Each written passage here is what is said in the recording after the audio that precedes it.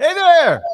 It's Gary Parrish. It's Thursday, April 7th, 2022. Welcome back to the CBS Sports Ion College Basketball Podcast, where we sometimes discuss camel fighting, dodo birds, and leaky black. Matt Norlander is here with me. If you're watching live on YouTube, please smash the like button like you're Brandon Davies. You have consent. When it comes to the like button, you always have consent, so please smash it. Helps us do it for the culture. Also, if you're watching live on YouTube, I apologize. About 8 minutes later than I tweeted we would be. It's not completely my fault.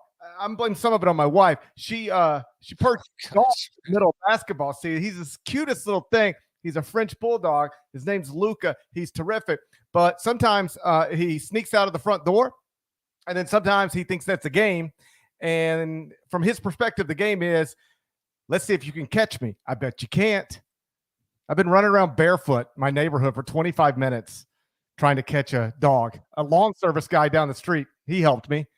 Failed miserably. He could not get his. We need to link the podcast YouTube feed to your Ring cameras. We should just go live with that. That should be the podcast. Dude, I was You're so running mad. barefoot around your yard, Jason. No. Did I say my yard? I didn't mean my yard. Everybody's yard. Okay. I've been running down the street barefoot. Hey, Luca. Hey, Luca. Hey, come here, Luca. Come here, buddy. Hey, Luca, come here. Luca, come here. You want a treat? I tried everything. You know what I finally had to do? Had to come all the way back to my house, get in my car, drive all the way down the street, and then let him chase my car because he thought that was part of the game. And then we got into the driveway, and I opened the door, and I said, buddy, get in. Come on. He likes to ride in the car. So he jumped right in the car, and then I grabbed him, and I shook him. And I said, don't you ever do that again. But he will do it again. Anyway, that's how my day's been going. How are you, Deadleg? I'm good.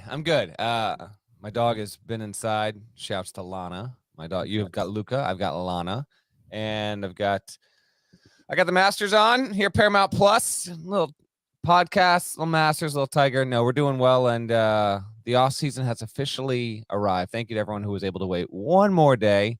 And here we are on a Thursday, and a couple news items to get to, and then obviously I want to get deeper into your full top 25 and 1. Yeah, so I suppose the biggest development since Kansas won the national title is that Duke coach Mike Krzyzewski, he reiterated Wednesday that he is in fact done with coaching the sport of basketball. It appears he had to reiterate this because Jay Williams, former Duke star, said on Tuesday that he thought there was, quote, a legit chance that Coach K would return to coaching after Nolan Smith left John Shire's staff to become the associate head coach at Louisville. This obviously created big headlines. Jay is a prominent former Duke player. What he says resonates. So this resonated, but Coach K seemed to put it to bed once and for all by saying once again on Wednesday that he is done coaching. What did you make of all of this after returning home following the Final Four? It was like, if some random says this, you just don't even really blink. And maybe you don't blink anyway. But when Jay Williams says it on national television, like I said, it created real headlines throughout the sport. I think Coach K finally put it to bed for good, but, we'll see. I had someone tell me a little while back that there were like the slightest of murmurs over this idea that, and this was before the loss in the Final Four, but with the way the regular season ended, like maybe there was like a slight chance that, maybe Krzyzewski was just privately having like a little bit of doubt over us, which is understandable, but I also never bought it. To prevent this exact thing from happening, or not to prevent it from happening, but to at least address it, I point blank asked Krzyzewski at the press conference before the Carolina loss in the regular season, if he was truly at peace with it. And he basically, immediately answered and then went on to talk for 3 or 4 minutes about why this was going to be it and why he was done and why he was at peace and et cetera, et cetera, et cetera. But the reason all this came up for Jay Williams was because Nolan Smith has left the staff to go join Kenny Payne's staff at Louisville. There are connections there. Nolan Smith's father, his late father, played at Louisville. I guess I can say this now because he's going a little. This also helps explain why I saw Nolan Smith out and socializing just a little bit the night before the Carolina game. He was out. Like, Nolan, you're not used to seeing that. But I was like, well, he had the Louisville job anyway, so there we go. But yeah, I don't think that there was any. I don't want to say any chance, Parrish. Like, we're still just 3 days in the off season. But we did a little dribble handoff thing on this. Like, Mike Krzyzewski would be genuinely hated by a significant portion of the sports fan base if he actually decided to do this. He's not going to do this. Like, he reiterated it again on his Sirius XM show, which he's going to continue to do, by the way. Like, he's still going to be active. I can't remember if I mentioned this on the pod or not, but I think I did. And Mike Krzyzewski is still going to be around. He's not going to go into hiding. No, he's not going to be overbearing with the program. At least he says he won't. And I believe him when he says that. But he's still going to do, a weekly Sirius XM show. And he's going to be around the Duke campus, the Duke athletic department, the Duke program, while not being, directly involved in it on a day-to-day basis there. And I just don't think he feels like he needs to do this anymore, frankly. The losses to Carolina, I think, will forever gnaw at him, because how could it not? But because it's Jay Williams, and because he said it on national television, and because he tied it to the Nolan Smith stuff where he's leaving to go to Louisville and whatever that might mean, like, is Duke going to lose one of these recruits to Louisville? I don't know about that, but that's why I came up to begin with. And I kind of figured maybe this would, particularly like after Brady did what he did, like maybe we were, due for this, but I don't see it happening. I think there'd be the pushback. And it was last thing on for the MeGP, like, there was so much tied to this, like, elaborate. Like, I actually finally watched on Tuesday night the March Madness Turner TV produced, like, 9-minute video. Did you see that thing that they produced for K? Like, I know that it exists. I've heard people say it's great. I wanted to make time to watch it. Yeah. I didn't have time in New Orleans, and then I forgot about it, but I'll get to it. Yeah, it's wonderful. It was actually done in almost the style that if you watch the Madden documentary that Fox did, they sit K down in front of, these huge screens, I think in Cameron, and he's basically watching his entire career, and then people like talking directly to him. It was really, really well done. My point is, they did all of this to then, walk it back. I don't know. I can't see it happening. I never saw it happening. I especially don't think it's happening now after he reiterated again this week that he is done. I think the way he put it is, I'm done with the coaching part of this. And like, John Shire is literally hiring people. Yes. All right. So this is John Shire's program. Again, the reason this became a topic of conversation, I think you're right. Tom Brady is part of it. But Jay Williams saying what he said is the main part of it.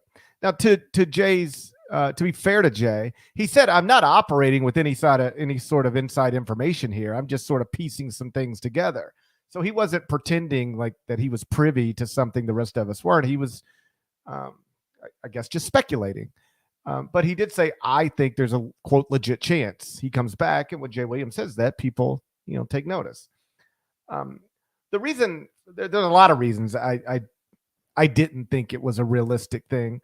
The main one being, one of the reasons reportedly that Kay wanted John Shire to succeed him instead of Tommy Amaker is, according to the book, it's that he thought Tommy coming back and joining his staff and working underneath him for a year would be, quote, disruptive and create an awkward situation for John Shire.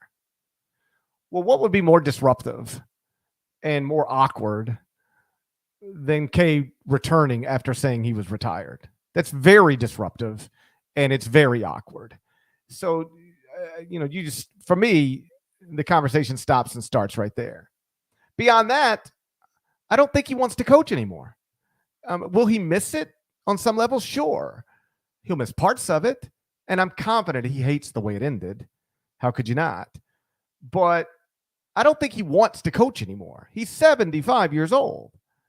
And coaching is more or less a 365-day-a-year job that, I can certainly understand why somebody his age and even much younger who's got more money than they'll ever know what to do with would just say, as he put it, I've been in the arena long enough. Beyond that, when he was asked last year why are you announcing now that you're going to retire after next season? And he would, say in various ways, it's not so I can have this incredible send-off farewell tour, although that is clearly what it turned into. He said, I wanted prospects to know the truth, that if you're being recruited by Duke right now, you're not playing for me. You're playing for Jon Scheyer. And I didn't want to mislead anybody. I think he even said lie. I didn't want to lie to anybody. I wanted every prospect to know in the class of 2022 and younger, if you're being recruited by Duke, you're being recruited by Jon Scheyer. I will not be there when you get there. So then John works relentlessly to secure the number one recruiting class in America. And Mike comes back and says, hey, I'm going to coach it. Again, it would run completely counter to everything he said that mattered last summer. So you take all of that, put it in a pot and stir it up. I think the only reasonable conclusion is the one that we've been operating with since last summer, which is that, the season that we just watched unfold was Mike Krzyzewski's last season. And like I said, I can understand being frustrated, bothered by the way it ended, but almost nobody's career ends the way they want it to. And, this whole walking off as a champion thing, it's happened, but it's very rare. And there's no guarantee, by the way, next season would be better or even as good. In fact, I would bet against it.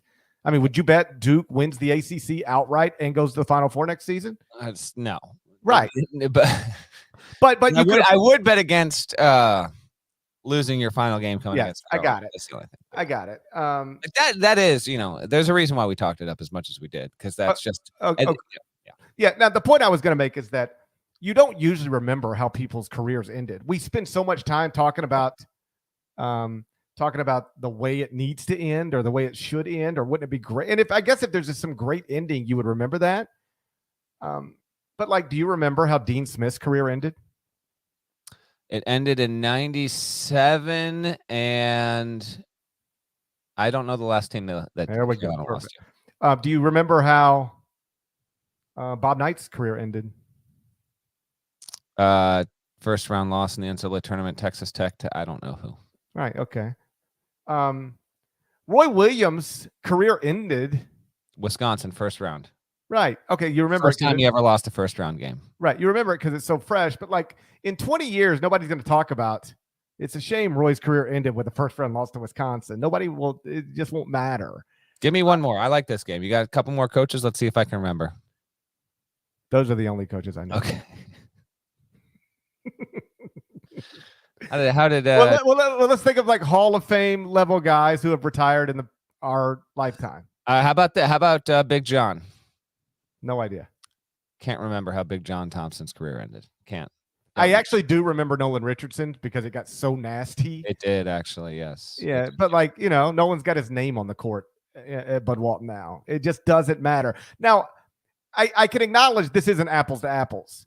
You will always remember how Mike Krzyzewski's career ended. No doubt. It is the most infamous ending to a great coaching career ever. And that is it. That's it. Yeah. And the thing is, it's the double banger. It's the Final Four, and then it's and then there was also the final home game to Carolina. It really is amazing. Yeah. You'll never forget that. So I acknowledge this isn't apples to apples, but listen, broadly speaking, the guy's last year at the age of 75 was an ACC title and a trip to the Final Four. That's awesome. And it was a record 13th Final Four. That's amazing. And he retires with 5 national titles and more wins than any coach in Division I men's basketball history. Good. It's a good run. Seems pretty good. So now Coach K will retire. Jon Scheyer will be the coach of the Blue Devils next season. And I promise we will never revisit this conversation unless Jay Williams forces us to. No. Thank you. I saw Norlander tweet something about Kansas this morning that was interesting. We're going to spend a few minutes on that next. But first, a word from our sponsors. The Covenant will not stop. There is something within us. Something sacred. Something worth protecting. Silver Team, on me.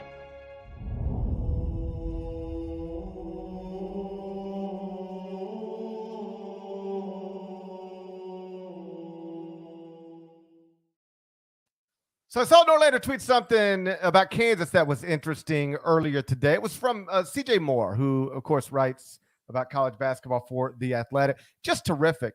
There's so many talented guys now, yourself included, Deadleg, writing about college basketball, and CJ is certainly one of them. And he sort of did the homework on something I can remember saying on various radio shows and even this podcast, I think as recently as late Monday night, that and the way I would put it is like, Bill Self didn't do this with like a bunch of lottery picks and 5-star prospects.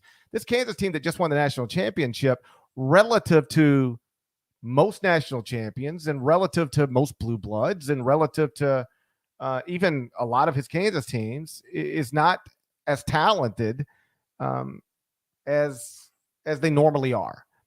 And you tweeted, you screen grabbed the info and then tweeted it, and I thought it was I don't know, it was just interesting. It reinforced what I had thought, but made it a little more specific. Kansas's rotation that just won this national title had exactly 2 consensus top 100 prospects in it coming out of high school, and 0 top 25 prospects. David McCormick was ranked 30th in his class. And this is according to the Recruiting Services Consensus Index, which takes all the recruiting services and, blends it together and says, hey, here's a list. And by the way, as CJ's piece notes, it's done this consensus stuff, which was basic, 24/7 has done this as well, but the RSCI has been done this since 99. And the RSCI period has been around, I think, since the 70s. So this is kind of like the OG recruiting rankings thing that's been around literally for decades, but we're talking specifically consensus recruits, all the rankings into one bucket. So David McCormick was 30th in his class. Jalen Wilson was 51st in his. And according to CJ's research, since 2001, every national champion had at least 4 top 100 prospects in the rotation until this year. Kansas only had 2. Now, as CJ notes, this is in part probably a byproduct of the NCAA case looming, because it makes recruiting more difficult. And this is something we've talked about before. There's no getting around. Here's what people typically say. You got an NCAA cloud hanging over your program. It's going to make recruiting more difficult. And by extension, what that implies is it's going to really make winning harder than it otherwise would be. I'm not sure it actually does, though. I acknowledge the first part. It makes recruiting more difficult. But do you realize this is the second time in the past 5 NCAA tournaments that the national champion is a program with a roster that was largely built with an NCAA cloud hanging over it? 2017 North Carolina, 2022 Kansas. And what I remember being interesting about that North Carolina team is that Roy had missed on like 1 million 5-star prospects in that stretch. But he had a bunch of guys like ranked between 25 and 125. And they were the type of players that are talented, but they're not going to be one and dones. So you're going to keep them in school longer, develop them, create chemistry, and then you go win the whole thing with them. And that is more or less what Kansas just did as well. Like, some of the guys that played key roles in that national championship game probably would not have been recruited by Kansas if Kansas could have gotten better prospects, and Kansas could have probably gotten better prospects if not for the NCAA cloud hanging above it. So clearly these clouds, they do force you to recruit another way, but are we sure it actually hurts you? Because maybe you miss on a one and done, but you get these other guys who are in school longer. And again, 2 of the past 5 national champions are evidence of that. Yeah, it's not like it's happening every year, but you look at the champions we've had recently since then. 17 Carolina. Look at how Villanova was comprised in 18. Monster team, not loaded with one and dones. Really, really good multi-year players there. Virginia 19. It's run actually. DeAndre Hunter was going to be an NBA player, but you had Kyle Guy, Ty Jerome grow into NBA players over the course of their career at UVA. And even Baylor a year ago, obviously 20 tournament, Baylor a year ago, what it was able to do. We have not. Now, we've had teams with one and done talent on the roster and prominent, and they've won national championships. But to your point, you can really make this case across every national champion since 17, really 16 as well, with Villanova doing it the way it did. Some of this is also a byproduct of matchup luck. Like, we're not having this conversation if Duke can just get the win over Carolina and then beats Kansas, then it's a different story altogether, period. But that's not what happened. Kansas won the national championship. Bill Self did a wonderful job. And I thought this hammered home the point all the more that he was able to do this with this group, in a micro and macro. Micro is what he did with in-game adjustments in the second half. Again, I thought it was just classic Bill Self and what he's capable of doing. And then when you really look at Kansas in the broad scope, winning the Big 12 this season, doing this after Baylor over the course of like 3 years really had a case to be like the best program when you look at what it did, its accomplishments, its records, ending Kansas's Big 12 regular season streak. KU comes back, goes 34-6. It wasn't the absolute best offense. It ranked 6th. It wasn't the absolute best defense. It ranked 17th at the end of the season. But you again just saw how Bill Self can really build up the program in a way that I think is probably the best way to do it. If I had to pick a best way to do it, he didn't have a one and done this season, but Kansas has had them, is capable when not under a cloud the way that it is. And frankly, this is going to be the drawback for this program in the next couple of years as well. But in its ideal formation, Kansas under Bill Self gets the best of both worlds, really the best of all three worlds. Kansas is able to recruit top 10 to 15 prospects that have one and done potential. It's able to recruit guys between 30 and 75 in the rankings that can be 3 or 4 year players and grow into. Look what Ochai Agbaji did. Just a classic college basketball evolutionary story. He's going to be, I'll tell you what, that's the top 20 pick right there. Mm-hmm. And so you get that as well. McCormick, another one right alongside him in a different way. He's not going to be a top 20 pick or anything like that. And Kansas also because it's Kansas, can basically have its pick of the litter with transfers. And this seems like the way that you want to have it. Again, Kansas is still under scrutiny from the NCAA. There's still going to be heavy punishment that's coming here in the offseason.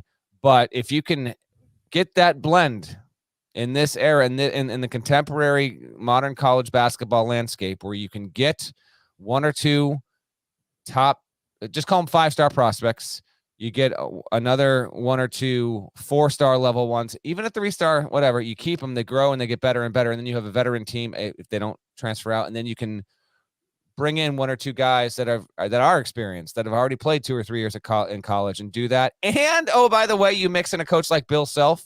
That's really the recipe to give you the best chance at being a 1, 2, 3 seed on an annual basis, and then increase your chances of getting to a Final Four and winning a title. There's no question. And so now, Kansas is going to be good next year no matter what, if only because Kansas is good every year no matter what. Yeah. But they do have some players that have to make some decisions. I don't believe anybody's announced anything yet about their future plans, although Ochai Agbaji is clearly going to be in the NBA draft. But basically the whole team has eligibility left. I think at this point, most people seem to think Abaji's gone to the draft. McCormick's gone, for better or worse, and Christian Brown also gone as a projected second-round pick. But as always, we'll see. It's going to be a wild few months of announcements and guys going into the portal and coming out of the portal. And on that note, we can transition to the last thing I want to touch on today before we get out of here, which is there has been some somewhat significant movement in the transfer portal. Arkansas added a couple of well-known transfers. The Mitchell twins, Mikal and Makai Mitchell, started their career at Maryland, then played at Rhode Island. Both of them averaged double digits in points this season. Did the Mitchell twins move into Fayetteville? Does that move the needle for you at all? I mean, not at the moment. No, hold on. Are the simple question, Deadleg? Are the Mitchell twins worthy of creating version 2.0 of the top 25 and 1? They're only worthy. First of all, if this is going to happen, I need to, because I'm going to do the same thing this year that I did last year. I'm gonna document the first version. I'm gonna put it in a Google Doc. I'm never gonna look at it again until either the last podcast before Champions Classic or the first one after it, so then we can go back and look and see just how much changes over the course of the entire offseason and see what teams shift or not. If you think that you are going to move Arkansas because of this, then by all means do so. But if I remember correctly, you had the Hogs 6th when we touched on this briefly deep into the night on Tuesday morning. Is that right? That's correct. Behind UCLA, North Carolina, Kentucky, Baylor, and Houston. Now, North Carolina, I'm assuming everybody comes back except Brady Manick. There's obviously no guarantee that happens. So, Carolina could get moved around. Kentucky, I'm assuming Oscar Tshiebwe comes back, but Shaden Sharp doesn't. Obviously, both of those decisions could go the opposite direction. With UCLA at number 1, I'm assuming Johnny Juzang, Jaime Jaquez are both back. That's not guaranteed. Both could leave. Both could stay. One could stay. One could go. With Baylor, I've got Matthew Meyer back. He could obviously leave if he wanted to.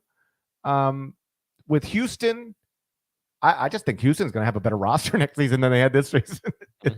And they were incredible this season. So I've got them 5th. And then I've got Arkansas 6th. Some people have Arkansas number 1. And I'm fine with that. Like I tweeted on the afternoon of the championship game, I don't think there's a consensus number 1. Like there's nobody where you go, how could you not have this team number 1? I hope it stays. By the way, that's where we're at right now, which I think is a good thing. I really hope we don't get to the middle of October and everyone's picking the same team. I want a rovariety of thought, diversity of opinion with this. So I'm good with that. Yeah. So like Jeff Borzello has Arkansas 1. John Rothstein has Kentucky 1. I've got UCLA number 1. And I'm fine with anybody that's got Arkansas 1, 2, 3, wherever you got them is fine with me. But they are losing 6 of their top 8 scorers, it appears. J.D. Note's gone. Stanley Amude's gone. Adis Toney's gone. Chris Like's gone. Trey Wade gone. Connor Vanover entered the transfer portal.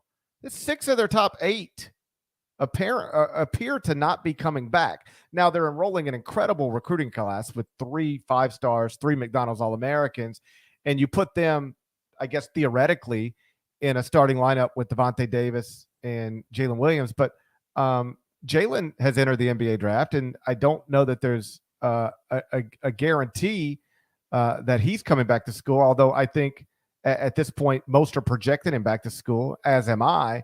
But like losing 6 of the top 8 and still being ranked number 1 in the country, that's not a completely normal thing. Now, DeCourcy also has Kentucky 1. I thought he had Kentucky or UCLA, so he goes Kentucky 1 in his rankings over at Sporting News there. Yeah, no, listen, Arkansas is going to be really compelling, back-to-back Elite Eights. I basically credit this podcast for hammering home the Sweet 16 stat, and then Musselman goes out and gets to a regional final in consecutive years. So now, no doubt about that. They have to be in that top 8 mix overall, but a lot of new pieces there. We'll see what winds up happening with that. I would say keep them static.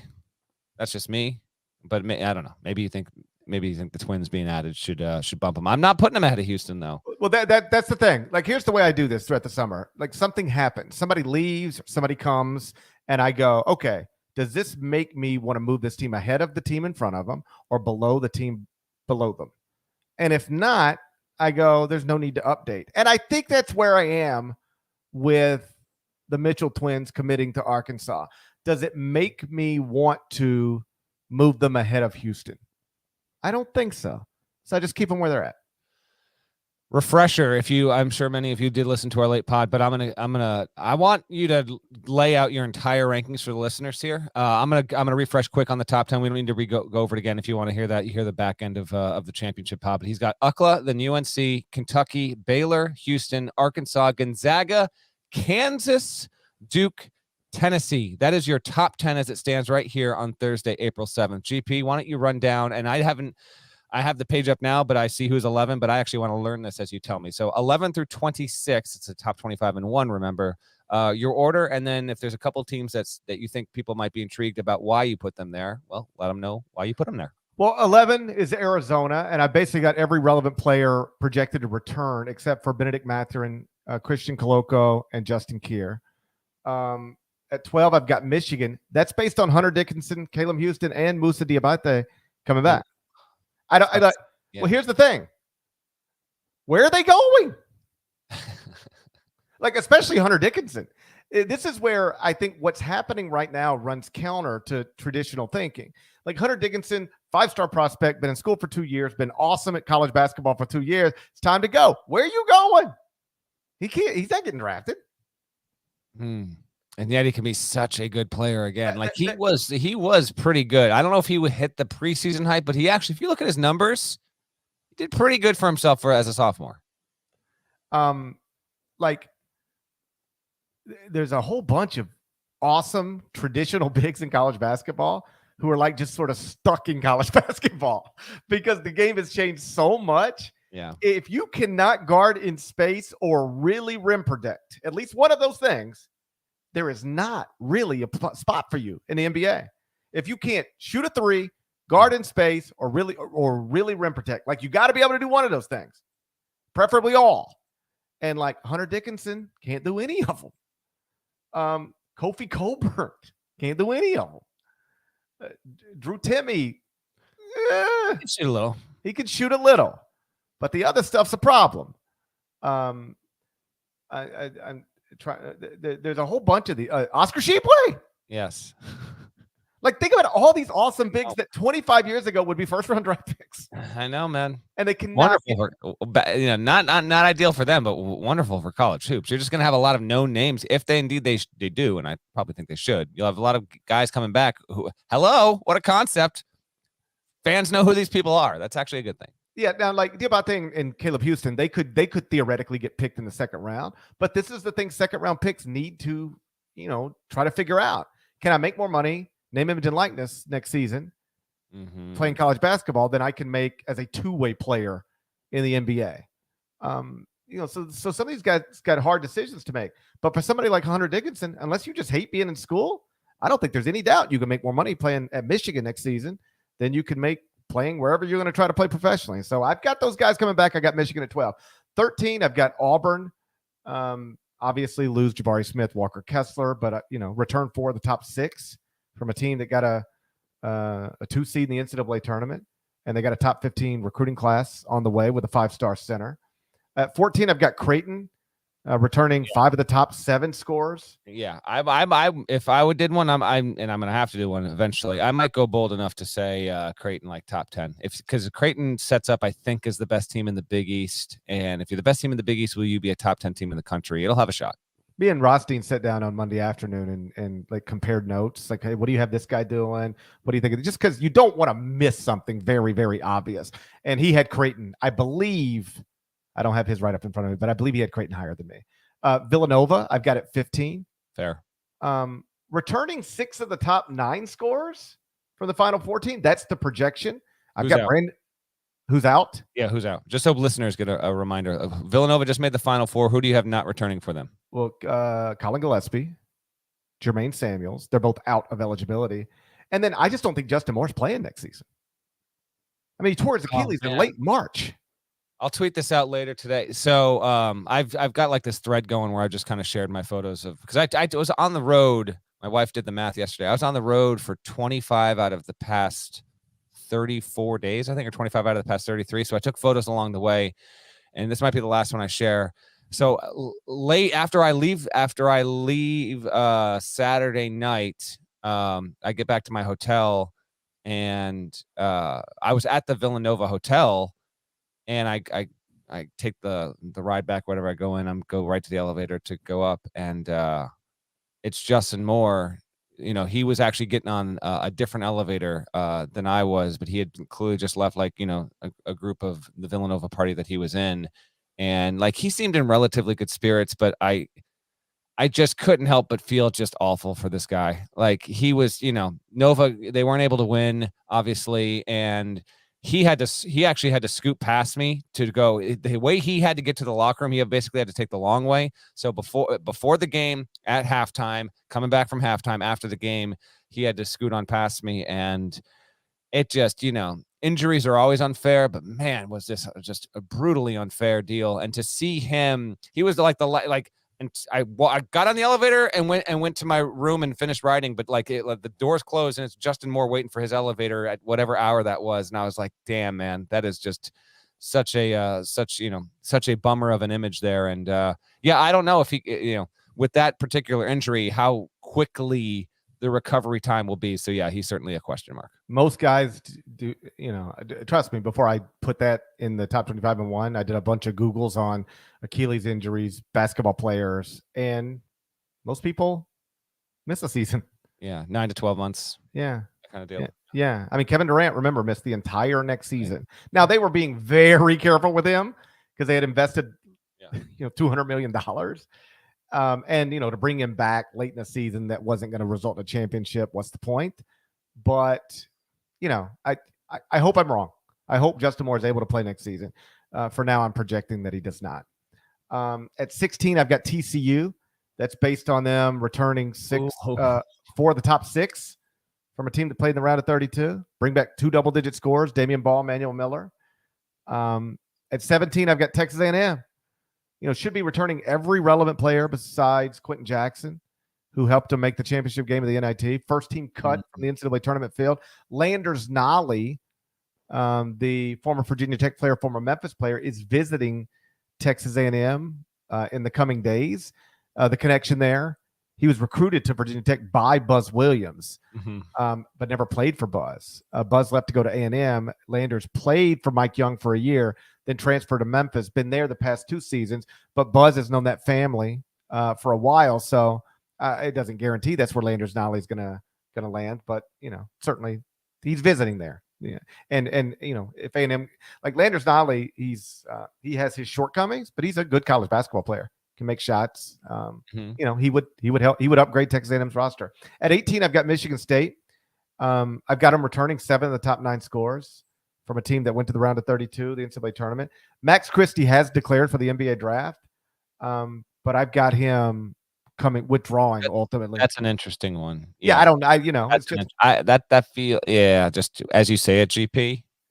Max Christie, man, does it feel like he?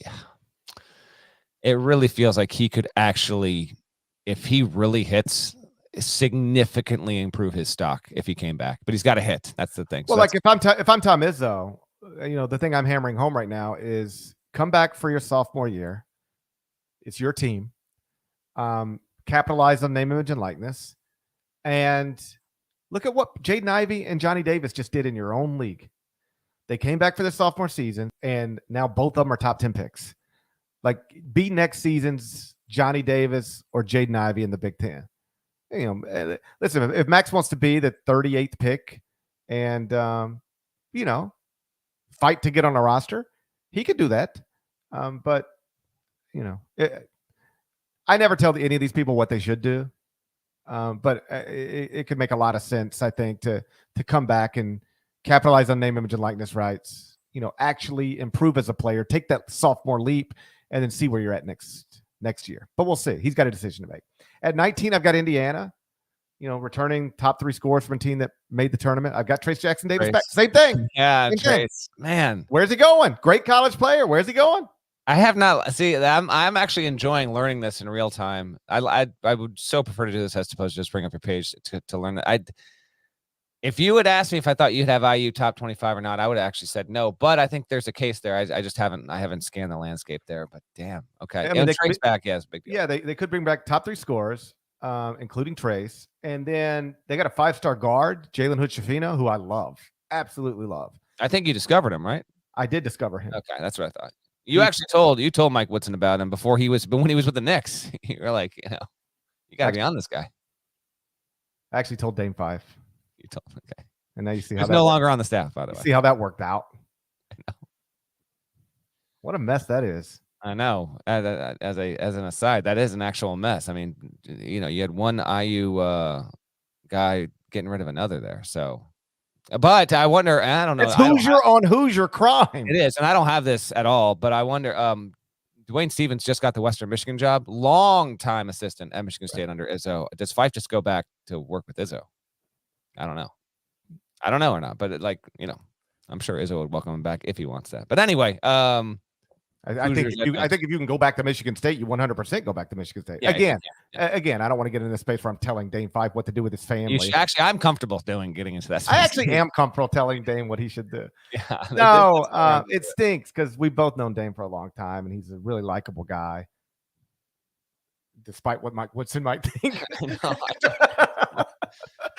How about this? I like Dane Five. I don't know if Mike Woodson does. Yeah, I don't know. For all I know, like he goes and joins Mike Lewis. He's like the top assistant at Ball State. Well, I don't know. He can get a high major job if he wants. But there's definitely intrigue with the doings at IU, and we'll see what the Hoosiers can do next season. They feel like I was very in on them going into last season, just being a top 25 level team that I thought would have a chance to really scoot up. They never quite hit that. But I think the spectrum is wide for Indiana's ceiling in Florida next year.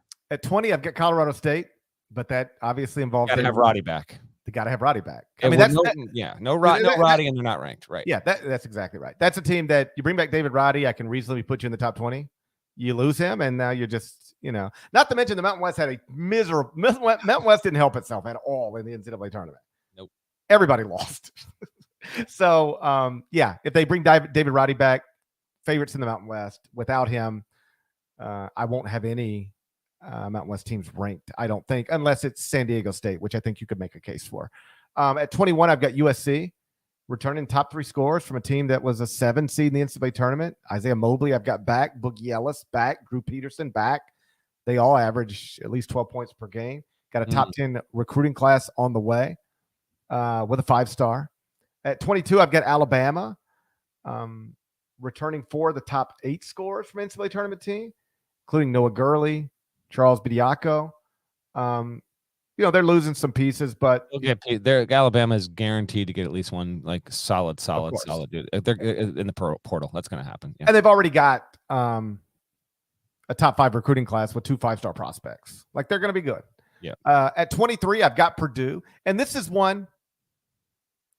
I only have Purdue there because Purdue is always good, because Matt Painter is terrific. Okay. This is one of those where the roster, they're only returning 3 of the top 7 scores. They're losing Trevion Williams, losing Jaden Ivey. I do have Zach Edey back. Yeah. I'm just giving Matt Painter the benefit of the doubt here. That's fair. I can buy that. Yeah. It's just totally, I believe in Matt Painter, so Purdue's going to be in the top 25 and 1. At 24, I've got Dayton. Yeah, gotta have Dayton. That's a great call. Gotta have Dayton. If there's not any funny business with losing a couple guys in the portal, gotta have Dayton in there. Yes. Dude, does Anthony Grant, I mean this sincerely, of all the freshman classes that are going to be sophomore classes, because a lot of these freshman classes, like the Duke freshman class, is not going to exist. It's not going to become a sophomore class. Right. Does Anthony Grant have like the best freshman class that's about to be a sophomore class if he doesn't lose them to the transfer portal in the country? He might. Good question. I don't know. But they're returning the top 8 they can return. I should never say they are returning. They can return the top 8 scores from a team that just missed the NCAA tournament, right? Mm-hmm. Deron Holmes, who's a former top 100 recruit. Like, Dayton's future is super bright. You just don't know if you'll be able to keep these guys out of the transfer portal, because their fathers and mothers and grassroots coaches are getting hit up right now by high major programs. They just are. Yeah. And but if Anthony can hold that together, I got Dayton at 24. 25, I got Oklahoma State, returning 3 of the top 4 scores from a team that finished 34th at KenPom. The postseason ban now behind him. Isaac Likely has an extra year of eligibility. I don't think it's been stated definitively one way or other. Mike Boynton seemed to suggest that he was unlikely to use it at some point late in the season, but I don't think that's been publicly stated one way or the other. So for now, I've got Likely gone. But if he comes back, you can move Oklahoma State up. And then at 26, I got St. Louis. They're returning all 5 starters, including Yuri Collins, Gibson Jemerson. I think St. Louis is going to be in the NCAA tournament for the second time in a 4-tournament span. And so that's 1 through 26. And if you're if the question is, well, who's the team? Like, if you're out there listening, where's my team? The team that I got cut that got cut last. It was like the last one. Xavier. I had Xavier would be 27. Really? Yeah. I mean, I would have him returning, I believe, 3 of the top 4 or 2 of the top 4. So for everyone listening at home, just quick thoughts from you on this then. Here are, I think, correct me if I'm wrong, but I believe the 3 highest teams at KenPom that are not in your rankings: 7, Texas Tech; 9, Tennessee. No, I've got Tennessee. You do have Tennessee. Okay, so I've got 7 Tennessee 10th. There we go. I've got 7. Them returning. You didn't. 4 starters. Everybody except Kennedy Chandler. My bad. So 7 Texas Tech, 13 Iowa, and how about this? 1 year later, and will this change by the time we get to the middle of June or whatever? The 3 highest teams at end of the season at KenPom, not in GP's rankings right now: 7 Texas Tech, 13 Iowa, 15 Texas, which was a chic preseason top 5 team going into last year. I will tell you, as I was doing this, it became aware to me.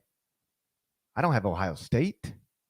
I don't have Texas. Ohio these State, are big programs that are usually good. I kind of like Ohio State, actually. I would go Ohio State ahead of St. Louis. Yeah, that's fine. It's totally reasonable. Like when Rothstein and I were sitting down, it's like, honestly, once you get to about 17, 18, whoever I have 17 and 18, you could very reasonably have 31 and 32.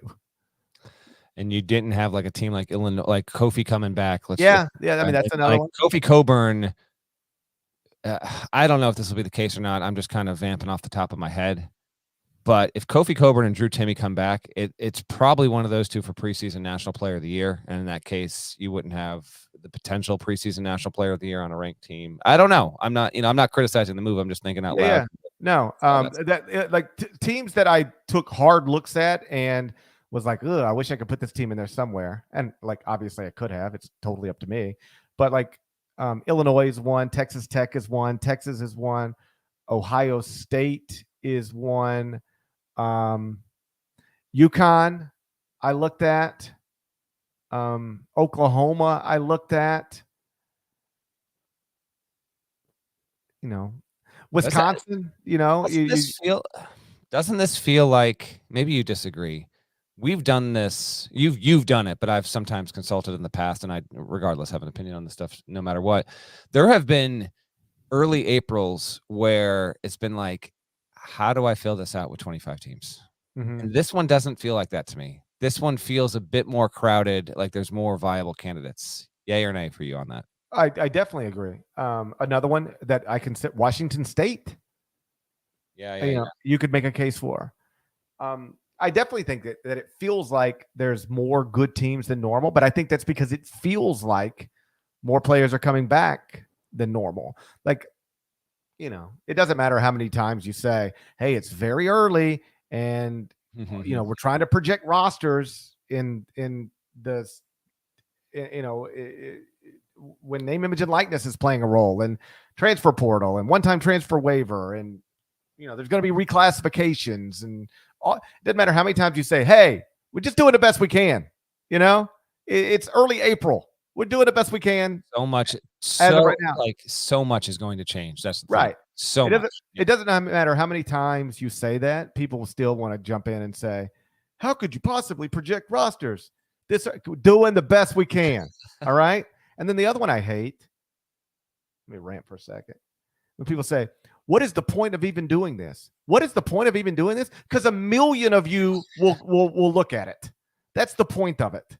You do the best you can on the night of the championship game, and then you update it every time during the offseason when an update is required. You don't do it just to do it, but you do it when it's necessary. And what is the point? Because we're in the content business, and there's an audience for this stuff. So you do the best you can, and you update whenever you need to update. So, one of the things that makes it more difficult than it otherwise would be, and more difficult than it's been in years past, but I think this is a good thing for college basketball, is that you have to take into account name, image, and likeness. The player I went to a few times when talking about this in recent weeks is Jared Harper. Like in 2019, Auburn goes to the Final Four. Jared Harper is like an NCAA tournament star. He enters the NBA draft, goes undrafted. In the name, image, and likeness space, he probably doesn't leave school. He's probably the face of an Auburn basketball program coming off a Final Four. He is a preseason first-team All-American, and he probably makes $1 million to stay in school or something like that. Now, that is something Drew Timme has to consider, and Kofi Coburn has to consider, and Hunter Dickinson. I think, honestly, anybody who's not a guaranteed first-round draft pick or who isn't being told by an NBA team, we're going to take you. We have pick 38. We'll take you there, and we'll guarantee you a 2-year contract. Anybody who doesn't have those types of assurances, especially if you're at a big program, you need to weigh what you would have normally done based on traditional college basketball rules against what you should now do, given that you can make real money. And I think in many cases, if not most cases, more money playing college basketball next season than you can make in the G League or as a two-way player or overseas. Like if you're Drew Timme and an NBA team says, we'll draft you in the 50s and give you a two-way contract, how is spending half your season in the G League playing in an empty gym on a streaming platform better than playing every game on national television, being the preseason national player of the year in packed arenas and making $700,000 as one of the faces of college basketball? And statistically, Timme has a chance to be one of the all-time men's D1 players ever if he comes back and is just lights out. Like he has the chance at an all-time because he'll have played 4 seasons, that kind of deal there. So there's a lot to consider with a Timme. I see the chat buzzing plenty about will Trevor Keels, Wendell Moore Jr. Those are big decisions. I don't know. There was plenty of talk about how Duke has 5 NBA picks, could have 5 first-round picks. I personally don't believe Keels is a first-round pick, so his decision will certainly be intriguing. We'll see on all that. They could all wind up going. There's a big time class coming in there, so we'll see. We'll keep you updated, obviously, on the site and with the podcast, with all that stuff. Any lingering thoughts on your rankings here? Because I got to bring back one thing from a previous pod before we get out. Bring back one thing from a previous pod. Now, hey, Nada. I have this is going to work. Okay. I'm going to play a segment from a previous episode. You're going to be able to hear it. All right. I have fixed it. So do not worry. All right. I meant to do this 2 weeks ago because it had to do with 1 seeds, but I was wrong. You were? I was. So I want to be fair on this. I think this is about a minute and a half or so. Do you remember when we predicted the 1 seeds? Nope. Okay, that makes it even more fun. So as we wrap this episode and we wrap this season, I did want to bring back a chat from Valentine's Day. This was when Parrish and I tried to predict who the 1 seeds would be. And this is how that went. They don't have to go play at Kentucky. I will say Auburn is a 1 seed. If you win the Big 12, how are you not getting a 1 seed? Right. So I will say Gonzaga, Arizona, Auburn, Kansas are your 1 seeds a month from now on Selection Sunday. Would you agree, or you want to swap out a team in there? I'll swap out a team. Okay. I'll go Gonzaga, Arizona, Kansas, because you win the Big 12, you're going to be a 1 seed. Gonzaga, Arizona, Kansas, Kentucky. How about this? I was wrong. No matter what happens Tuesday night in Knoxville. Uh-oh. Okay. I was about to get a little too far out over my skis. Yeah. No matter what happens. Kentucky will lose one more game in the regular season, win the SEC tournament, and be a 1 seed on Selection Sunday. That's my prediction on February 14th. Kentucky will lose one more game this regular season, and they'll win the SEC tournament and be a 1 seed. We've both got Gonzaga. We've both got Arizona, right? We've both got Kansas. Right. I've got Auburn. You've got Kentucky. Kentucky does have at Tennessee, at Arkansas, at Florida remaining. That's tough. And I'm going to fade that back down there. We got, you know what? We did okay for ourselves. Kentucky wound up losing 3 more times, though, instead of just once. But hey, 3 out of 4 for each of us. We wound up doing pretty well. I was wrong. I feel like that's something we could have just noted. Just said, hey, on February 14th, we got 3 out of the 4 right. I just, I kept waiting for the big payoff there. Like, ooh, there's going to be something that's really good. And it just was something longer, but I didn't want to keep going. All right. Parrish has got to give a shout out at the end of this, but I did want to give a shout to Kristen Rasner, who I believe got a previous shout. Finished 91st in our bracket games, was the highest ranked finisher to not pick Kansas. Everyone else, top 100, 99 of the top 100 finishers had Kansas winning the national championship. A byproduct of that, of course, is that you got, I think, 32 points if you pick the champion right. The winner will get a shout out at the end of this episode. If you won, I'm sure you realize that you won. In the pool or in the bracket games, shouts to Nada. We had like 2,000 entries. Nada finished 67th. Speak up for yourself, Nada. Did you have any idea that you did this well? I forgot that I picked Kansas to win. Does this mean I get to pick Final Four and 1 next season? What it means is that you get a Paramount Plus card. I think he has all of them. What if Nada in his room's got like a box of Paramount Plus cards? I wish. I'd have sold them out of the trunk of the car. What if Nada was scalping Paramount Plus cards out of the trunk of his car? Hey, I'm good with Nada. If you want some Final Four and 1 picks, as far as I'm concerned, you can pick for me. I don't even like doing it. There you go. He might actually hold you to that. The only thing I like doing is naming the arenas. After that, I'm done. I don't care about the rest of it. Hold on. Let me see if I can bring this up real quick here. If I can get expert. I don't know. The page might be gone. I don't know if I. Here we go. Expert picks. Here's how we finished against the spread. Well, I'll do straight up first. Straight up. Expert picks. Parrish. Proud of you, bud. What did I do? This is straight up, which is appropriate because it's straight up. That's you. 43-24 in the tournament. Killed I was only 37-30. Palm was 38-29. Patterson was 39-28. Boone was 40-27. Cobb was 39-28. So straight up, you for sure. Champion. You were the champion, and it wasn't that close. Against the spread, give me a Paramount Plus card. You sure you need it? I do. I mean, it's just never gonna get better for you than this. You won against the spread too. So Cobb destroyed his reputation. 28-39 against the spread. So is Boone, 28-39. Embarrassing. Palm was 1 game worse, 27-40. It all went south for Palm after he called it the ACC Duke and the 14 Dwarfs. it just went sideways. I was not that great. 31-36. Chip Patterson, 33-34. Parrish above 500. 34-33. We don't need this right now, but maybe for the next episode.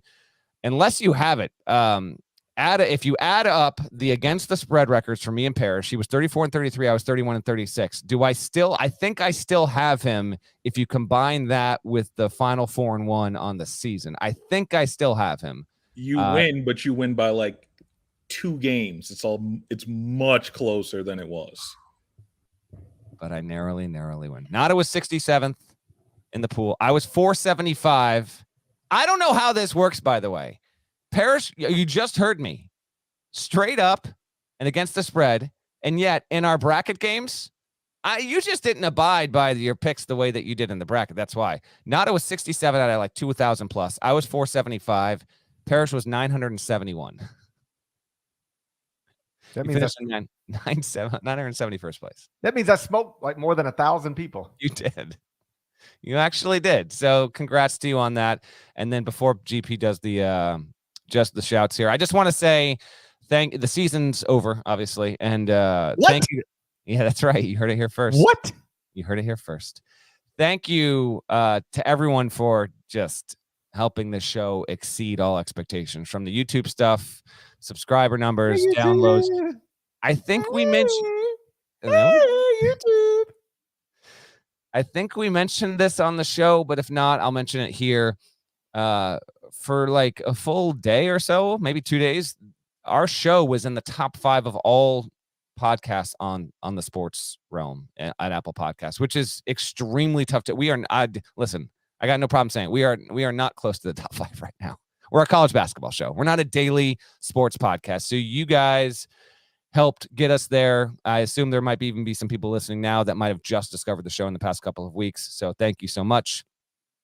we will continue to have episodes throughout the offseason. And the biggest thanks goes to our man Kanata Edwards, who started podcasting this show right as we started this season and has helped guide the ship. He has been a huge part of this, and we hope to only continue to get bigger and better, snazzier, implement other things with the pod. But Nada, you've been amazing. It was wonderful to see you at the Final Four. The fact you got to go and help cover it, get on the ground there was freaking awesome. GP, Nada, Kyle Boone, GP's wife, Hakeem Dermish. We all did a CBS dinner down in New Orleans, which was awesome, and we had a wonderful time. So, Nada, thank you very much. And it goes without saying, you are quite clearly.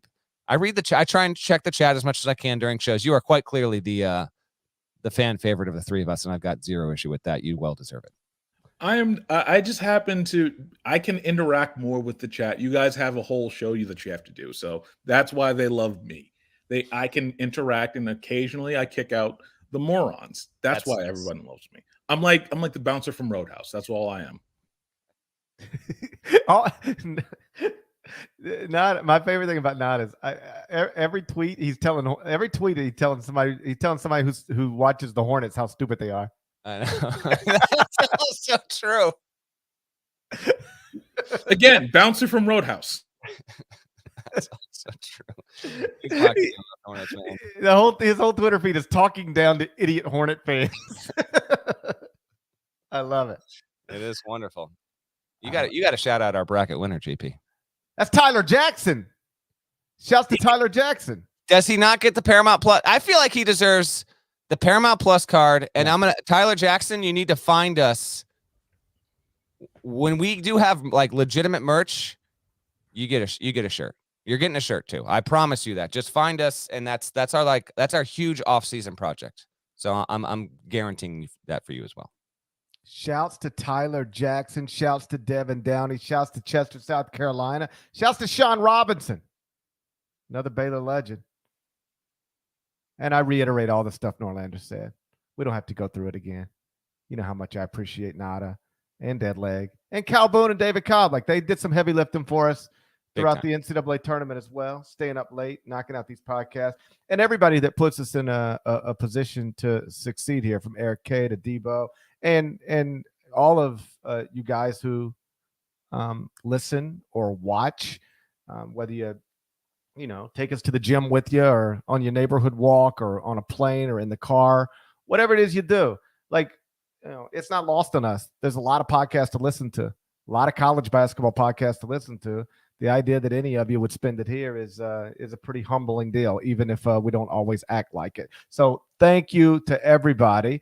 The season is over, as Norlander reported about 10 minutes ago. But we're going to continue to have. Hold on. Mike Krzyzewski is retired. What? We're reporting it right now. What in the world? I know. And if Jay Williams makes us come back and readdress this Mike Krzyzewski stuff again, don't do it, Jay. Jay, calm down. Coach K's retired. Hey, is Tiger making the cut? Yes or no? Yes. I'm gonna say no. Well, then you're not a good CBS employee, because there's nothing we need more than for Tiger Woods to make the cut. I can double back on. He's even through 5. Let me just see how this drive goes. I'm watching on Paramount Plus literally right now. How's this drive going for you, Tiger? Striped it. Hold on, this one. Oh, looks right. Ooh, he's in the fairway. All right, he's making the cut. If Tiger Woods does not make the cut, the days of us giving away Paramount Plus cards, that's gone. It's over. So I hope he makes the cut. Fingers crossed. You were shouting out a Baylor player who had played like 7 games. Sean Robinson. He's a legend. Sure. Go subscribe and smash. You guys know what to do. We'll talk to you again real soon. Till then, take care.